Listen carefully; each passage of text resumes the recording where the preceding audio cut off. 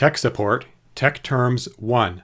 So it occurred to me today when I was typing a response to someone on the discussion forum and I started using the term runs in the browser that it might be worthwhile to start a series of videos that just cover some very basic things about technology. As online writing instructors, we have to interact with technology to some extent. Some of my friends have asked me in the past, do you have to be able to write code and design websites to be an online teacher? And I said, no, but it helps. So what I want to do in this video and in the series of videos to follow is just define a few basic terms and concepts. Some of you will find this very basic, but if you're new to this kind of thinking and new to this kind of work, I hope that it will be helpful to you. So I just want to start by talking about internet basics today and about how computers work in tandem with other computers on the internet and define a few terms. So imagine you're sitting there at your computer, as this woman is. You are on Wi-Fi and you're looking at a website. How does that work? Well, your computer, in this case her laptop, has to talk to the computers on the internet, and this is represented here by a stack of servers. These server stacks they look pretty similar to what this photo is. That's a pretty contemporary photo there. They're about the size of refrigerators, and in some cases, if you're logging into a big company like Google or Apple, those fill rooms and buildings. They build entire buildings buried in the desert to keep them cool, where there are thousands and thousands of these just storing piles of data. So that's how the internet is a connection of your laptop to these big stacks of servers that may exist in various places around the world. So in order for you to connect to the internet and say log on to a site like www.multimedia.academy to view this video, your computer talks to the server through the browser. So we basically have three parts to the equation. We have you on your laptop on the left, we have the server on the right, and we have your browser in the middle. So this is really the basic elements that make up, quote, the internet. People use the term cloud, of course, to refer to that big stack of servers on the right. There's nothing cloud about it. It's a very material, expensive, high resource thing. There is no cloud. The cloud is a stack of servers that looks like those boxes right there. But these are the three core elements: your computer, your browser, which is the interface that allows your computer to talk to those servers, and then the servers. There's a lot of other stuff that happens in between to route the signal back and forth, but that's not really important. We don't really need to know how that works. We do need to know how these three things work. So your computer is typically called the client. The server on the other end is typically called the server, and then the browser is the browser. So the browser is the piece of software that runs on your laptop that allows your computer to talk to that server. These are the three main parts: client, browser, and server. So you'll often hear people referring to, as I did in a discussion post this morning, software that runs in the browser.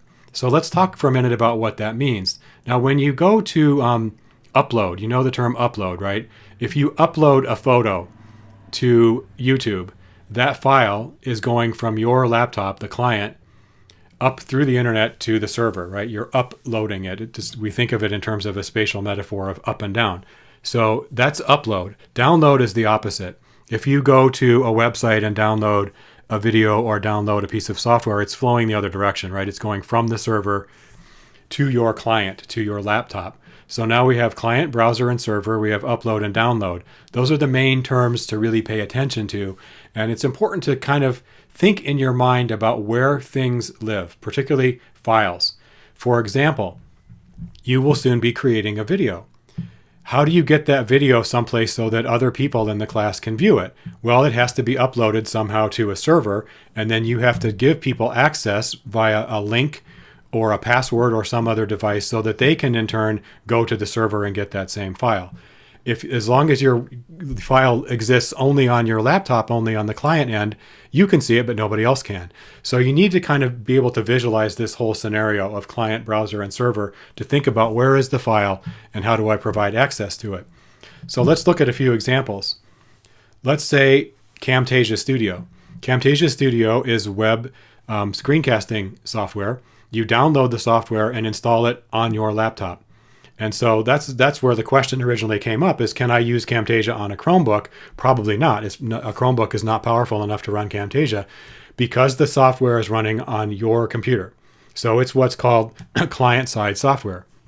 The software is installed on your laptop. It runs on your laptop. You can create the video on your laptop, as I'm doing right now. And then when you're all done, you upload the file to the server and send people a link. But the software lives and breathes and runs on your desktop or your laptop. So it's called client-side software. The advantage of client-side software is you don't need to be connected to the internet to do it. You're just sitting at your desk. You can be anywhere you want in the middle of the desert, and you can make your video. Then you just have to figure out how to share it with somebody else. It requires a fairly powerful laptop to run some of these video editing tools, but that's what's called a client-side software. On the other hand, we have something like Google Sites. We will be using Google Sites in this class to build our mock class websites and our learning modules. Google Sites lives on the server side. Google Sites lives on Google's servers, wherever those may be. And so you are actually using your laptop to communicate with their server, and the file is living there on their server. So every time your site is uploaded or refreshed or published, the new file is posted live on the server so that other people can get it. So Google Sites is server-side software. And then finally, a tool that, like the one I just discovered this morning, Screencastify, is actually a browser extension. And you may not be able to see it in this image, but there's a blue button in the upper right corner of that Screencastify window at the bottom center of my screen that says Add to Chrome. So Chrome is, of course, a browser. And so Screencastify is a piece of software that runs as an extension in your browser. The advantage to that is it's easy to use and it doesn't use system resources, and you can install it on a Chromebook. So we have three different kinds of software. We have client-side software like Camtasia Studio, we have server-side software like Google Sites, and then we have browser-based extensions like Screencastify. So those are some of the other terms to kind of keep in mind as we are going through this course. So I hope that's a good introduction to the internet basics and some terminology, and just try to visualize what's happening in your head. If you're new to this and you tend to get confused about not knowing where files are, just imagine this kind of three-part scenario. Your client laptop talking to the server, communicating to upload and download files, and the medium of communication is the browser, or which is the interface that allows you to see the files that your computer is grabbing from the server. Okay, that's a little picture and a little discussion of some internet basic tech terms. Thanks for listening.